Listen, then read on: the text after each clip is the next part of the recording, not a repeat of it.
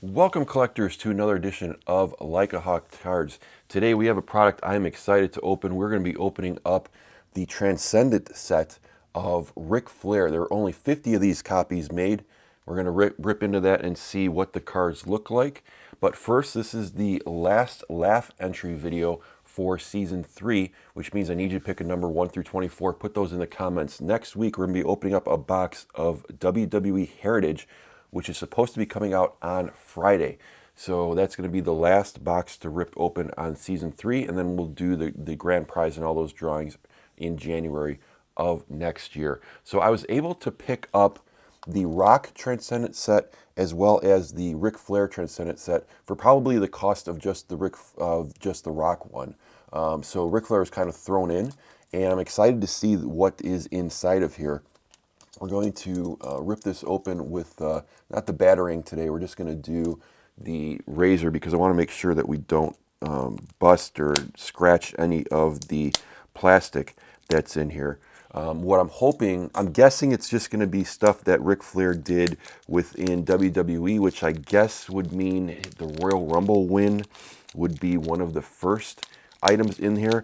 I would love it if the first card or some of the early cards were stuff that he did before he got to WWE, you know, like winning the belt from Harley Race. I doubt that is going to happen.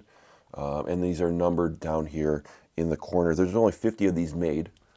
Same thing with the Rock. You got a Rock one and a Ric Flair one in each of your Transcendent boxes. So let's take a look together and we'll see what's inside. All right, so the first card out of here. So this is what they look like. So that's pretty cool. You have the stamp right there for the set out of 50. But that's a very nice looking card. Love the silver on it. And then this is the back of that one. So if you want to pause and read all these as we go along, that's up to you. But yeah, so that is very cool. That is the first card. Love that rainbowish, that foil tint to it. Standard cards. These are, you know, framed cards, so there is some heft to them. All right, let's get into number 2. So this is him winning the WWE Championship.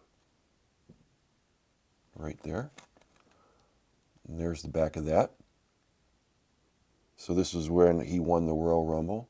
I remember watching some of the A&E videos that they were trying to find, I think, the boots or the robe from those. Next up we have Ric Flair and Macho Man Savage main eventing WrestleMania. Very cool. There's the back of that. I like how they put the different logos of the different places in the back. So that's number 3. Number 4, we have Ric Flair is forced to leave town. Here we go. There is the back of that. That's after Monday Night Raw in '92. Next up, we have Ric Flair reveals himself to be part of the consortium. This is when he was like the owner. He was revealed to be the owner. When he was trying to take control, I think it was from Mr. McMahon. There you go. Forgot about that. There's some ones in here that I haven't thought about in a while, particularly for Ric Flair. Here is Ric Flair defeating Mr. McMahon in a street fight. Yeah, this is just going to be WWE stuff, unfortunately. I would have loved if this was a very cool retrospective of his entire career. But this is just going to be WWE stuff, WWF things. Next up, we have him he's intruding on Undertaker's yard. That's post-woo or in the middle of doing a woo. Right there. There's the back of that.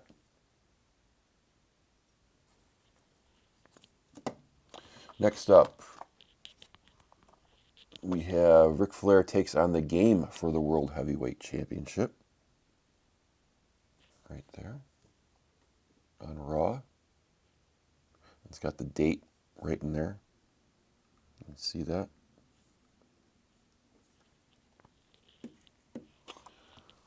All right, next up we have Ric Flair defeating Shawn Michaels. I'm guessing we're going to see a card maybe of Shawn Michaels retiring Ric Flair. There you go, at Bad Blood 2003.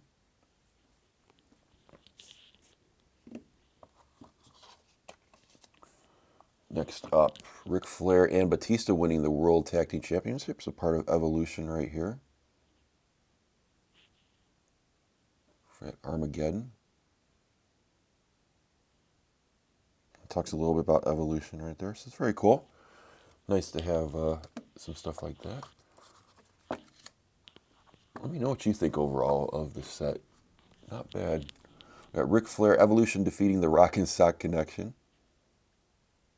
So him walking down to the ring for that one. That was in WrestleMania 20.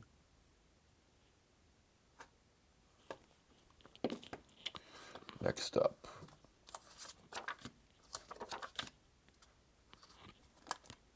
Ric Flair battles Randy Orton in a steel cage match. Hopefully we get some more action shots. And these looked, that was Taboo Tuesday, where you got to vote online about what you wanted to see. But I'm hoping that get more action shots in here. There's a lot of just him standing around. This is Ric Flair winning the Intercontinental Championship. There's the back of that at Unforgiven in 2005.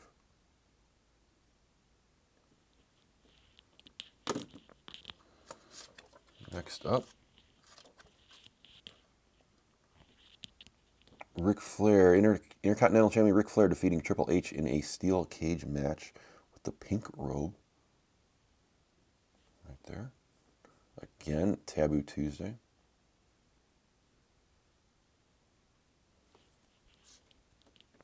I'll set this aside, get more room here. Ric Flair challenges Edge to a TLC match for the WWE Championship. Well, I guess, if anything, you get to see his different colored robes and how the robes changed throughout the years. But there is that.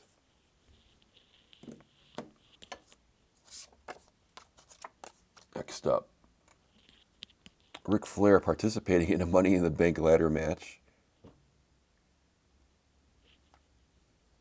There you go, at WrestleMania in 2006.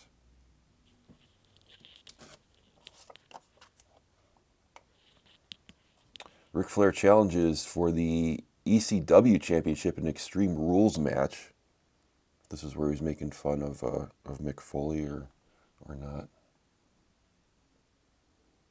He challenged the Big Show in an Extreme Rules match.